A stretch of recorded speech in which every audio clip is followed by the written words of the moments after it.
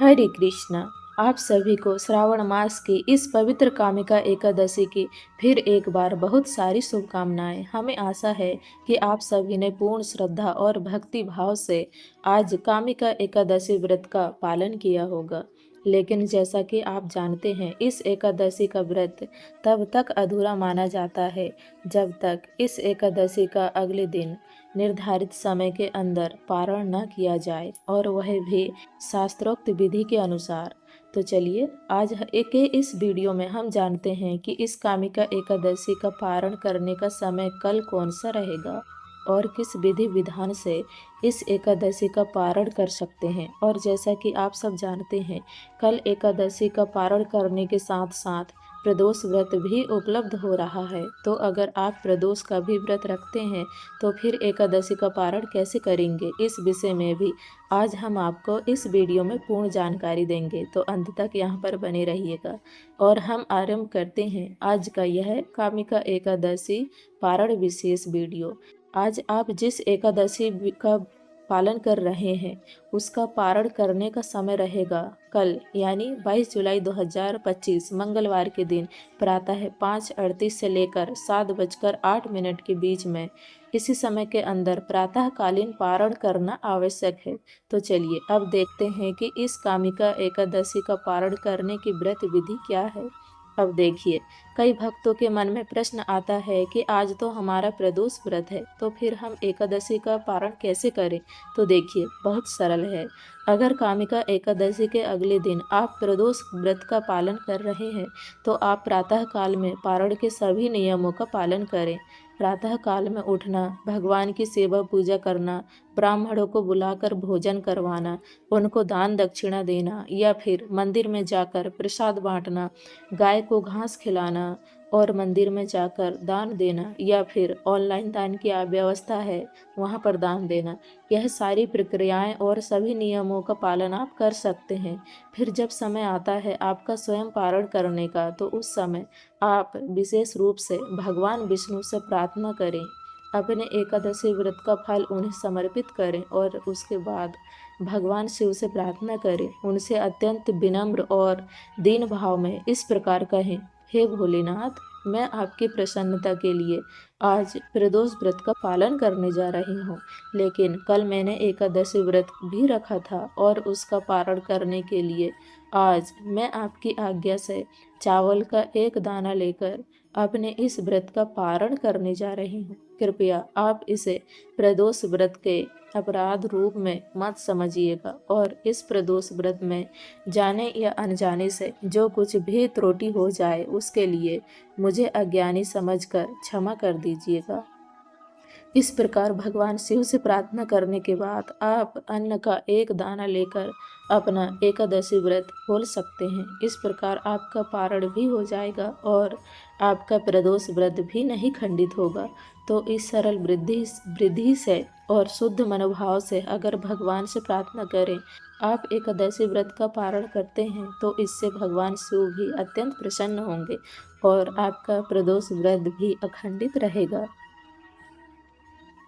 चलिए अब जानते हैं एकादशी पारण करने की विधि क्या रहेगी। तो सबसे पहले द्वादशी के दिन प्रातः ब्रह्म मुहूर्त में उठ जाएं, स्नान आदि से निवृत्त होकर स्वच्छ हो जाएं, स्वस्थ वस्त्र धारण करें, अपने घर में मंगला आरती करें, भगवान को जगाएं।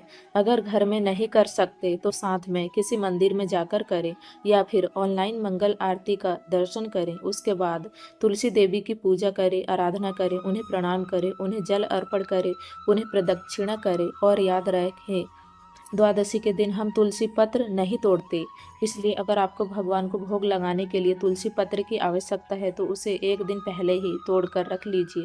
तुलसी महारानी की सेवा पूजा करने के बाद अब उनके समक्ष बैठकर हरे कृष्ण महामंत्र का जाप कीजिए। प्रतिदिन माला का जप आप तुलसी देवी के समक्ष बैठकर कर सकते हैं। यह हरे कृष्ण महामंत्र है। हरे कृष्ण कृष्ण कृष्ण हरे हरे, हरे राम राम राम हरे हरे। यह महामंत्र है जिसमें सभी मंत्रों की शक्ति समाहित है और इसीलिए इसे महामंत्र कहा जाता है। और इसी महामंत्र की माला का जाप आप आज के दिन एकादशी वाले व्रत में भी कर रहे होंगे। तो आप हरे कृष्ण महामंत्र का जाप करने के बाद रसोई में जाइए और भगवान के लिए कुछ सात्विक अन्न भोग बनाइए। ऐसा भोग जिसमें लहसुन, प्याज या कोई भी तामसिक पदार्थों का प्रयोग न किया गया हो। इस भोग को बनाने में ऐसे मसालों का प्रयोग भी न करें जिसमें अनियन पाउडर, गार्लिक पाउडर इत्यादि का प्रयोग किया जाता हो। भगवान के लिए कुछ मिष्ठान बनाइए, कुछ अच्छा सात्विक भोग बनाइए, जैसे कि दाल, चावल, सब्जी, चपाती या फिर और कोई व्यंजन। इस प्रकार जब आप भगवान के लिए भोग बना रहे हो, उस समय पर भगवान का कीर्तन सुनना चाहिए या उनकी कथा का श्रवण करना चाहिए, क्योंकि जब आप रसोई बनाते हैं उस समय में आपके मन में जो विचार चल रहे होते हैं, आपकी जो चेतना होती है, वह सीधी ट्रांसफ़र होती है आपकी रसोई में, यानी कि आप जो भोजन बना रहे हैं उसके अंदर। अगर कोई व्यक्ति गुस्से में अगर भोजन बना रहा है तो उसका वैसा ही परिणाम उस भोजन को खाने वाले पर होगा। इसलिए रसोई बनाते हुए बहुत सावधान रहें कि आप कैसी सोच रख रहे हैं, आपकी चेतना क्या है। तो भगवान का स्मरण करते हुए, उनकी चेतना में लीन रहते हुए भगवान के लिए स्वादिष्ट सात्विक अन्न भोग बनाएं। उसमें तुलसी पत्र रखें और फिर भगवान को अर्पित करें। जब तक भगवान भोग पा रहे हैं तब तक आप दान की सामग्री एकजुट कर लें और बाकी तैयारियां कर लें। 15 मिनट बाद भगवान के पास से भोग ले लें, भगवान की आरती करें, उन्हें धूप, दीप, पुष्प इत्यादि अर्पित करें और उसके बाद एकादशी का पारण करने की तैयारी करें। पारण करने के लिए सबसे पहले भगवान के समक्ष जाकर हाथ में थोड़ा गंगा जल लीजिए और भगवान से प्रार्थना करते हुए इस मंत्र का उच्चारण कीजिए। यह पारण मंत्र है और यह मंत्र इस प्रकार है। अज्ञानतिमिर अंधस्ते व्रतेन अनेन केशव प्रसिद्ध सुमुखो नाथ ज्ञान दृष्टि प्रदो भव। अर्थ है, हे केशव, मैं अज्ञान रूपी अंधकार से अंधा हो रहा हूँ। इस व्रत द्वारा प्रसन्न होकर मुझ पर कृपा कीजिए और मुझे ज्ञान तथा भक्ति रूपी नेत्र प्रदान कीजिए। इस प्रकार भगवान से प्रार्थना करके अब अपने घर में किसी वैष्णव को या ब्राह्मण को आमंत्रित कीजिए। भगवान को जो भोग लगाया था उसी में से अन्न प्रसाद उनको अर्पित कीजिए। वह संतुष्ट हो जाए तब तक उन्हें खिलाइए और उसके बाद अपनी क्षमता अनुसार कुछ दान दक्षिणा दीजिए। इस प्रकार अगर आप घर पर बुलाकर किसी को अन्न प्रसाद नहीं दे सकते हैं तो आप मंदिर में जाकर भी भगवान का भोग प्रसाद दे सकते हैं और दान दक्षिणा दे सकते हैं। अगर आप भोजन प्रसाद भी नहीं दे सकते हैं तो कम से कम अपनी क्षमता अनुसार मंदिर में जाकर कुछ न कुछ धन या लक्ष्मी अवश्य देकर आना चाहिए। अगर आप बाहर मंदिर में जाकर भी दान नहीं दे सकते हैं तो आप ऑनलाइन ऐसी किसी संस्था में दान दे सकते हैं जहां पर आपको विश्वास हो कि यहाँ पर दी गई लक्ष्मी का प्रयोग अच्छी चीज़ के लिए होता है, सनातन धर्म के लिए होता है।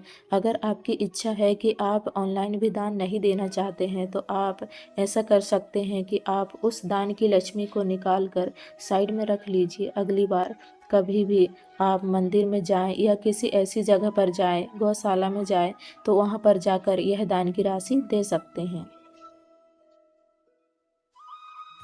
अब समय है आपके स्वयं पारण करने का। पारण करने से पहले भगवान से प्रार्थना कीजिए, उनसे क्षमा याचना कीजिए और इस प्रकार कहिए, हे परम भगवान श्री कृष्ण, मैंने अपनी सीमित बुद्धि और शक्ति द्वारा इस एकादशी व्रत का पालन करने का प्रयास किया है।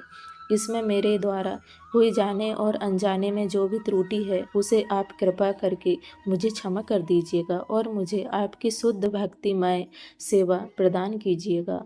इस प्रकार कहकर अब आप किसी भी अन्य प्रसाद के साथ अपना व्रत तोड़ सकते हैं। सबसे पहले भगवान को अर्पित चरणामृत ले सकते हैं या फिर भगवान को अर्पित जल ले सकते हैं और उसके बाद जो उन्हें भोग लगाया था वह अन्य प्रसाद ले सकते हैं। अगर आप एकादशी का व्रत संपूर्ण निर्जल रखते हैं तो अगले दिन आपको पानी के साथ या भगवान के चरणामृत के साथ पारण करना चाहिए। अगर आप एकादशी व्रत में फल लेते हैं, दूध लेते हैं या पानी लेकर व्रत रख रहे हैं तो प्रयास करें कि अगले दिन हल्का फुल्का भोजन लेकर पारण करें। अब यहाँ एक प्रश्न आता है कि कई बार ऐसे संयोग उत्पन्न होते हैं कि एकादशी का पारण जिस दिन करना है उस दिन भी किसी का कोई व्रत या उपवास आ जाता है, तो अगले दिन भी अगर किसी का व्रत है तो पारण कैसे करें। तो देखिए, पारण के सभी नियमों का पालन कीजिए, लेकिन आप संपूर्ण अन्न प्रसाद नहीं ले सकते, तो ऐसे में सिर्फ एक चावल का दाना लीजिए और उस चावल के दाने का स्वीकार करके भगवान से प्रार्थना कीजिए, या फिर जिस देवता की या देवी के लिए आप उपवास कर रहे हैं उन्हें प्रार्थना करिए कि हे देवी माँ या हे प्रभु, हम आपकी प्रसन्नता के लिए यह व्रत करना चाहते हैं, लेकिन एकादशी का पारण करना भी आवश्यक है, इसलिए मात्र पारण करने के उद्देश्य से मैं यह अन्न का एक दाना ले रही हूँ। इसे आप मेरे अपराध रूप में मत लीजिएगा और मेरे आज के व्रत का भी स्वीकार कीजिएगा। भगवान से ऐसे प्रार्थना करके फिर पूरा पूरा दिन आप दूसरा व्रत भी आरंभ कर सकते हैं। इसमें कोई दोष नहीं लगता है और कोई संशय भी मत रखिएगा। बिल्कुल, आप इसी प्रकार से अगर एकादशी व्रत का पारण करते हैं तो आपका अगले दिन का व्रत भी यथावत चालू रहता है। तो यह थी एकादशी का पारण करने की संपूर्ण विधि। हमें आशा है कि इसमें आपको उपयोगी जानकारी प्राप्त हुई होगी। अगर ऐसा है तो इस वीडियो को लाइक करके सभी को शेयर कर दीजिए। जिन्होंने एकादशी व्रत रखा है या जिनके मन में यह प्रश्न है, और अगर आपको लगता है कि हम अपने चैनल पर प्रमाणित रूप से वैदिक सनातन धर्म का प्रचार कर रहे हैं बिना किसी मिलावट, सीधे शास्त्रों से, तो आप हमें आगे बढ़ाने के लिए प्रोत्साहित कर सकते हैं। मिलते हैं अगली वीडियो में, तब तक के लिए राधे राधे, हरे कृष्णा।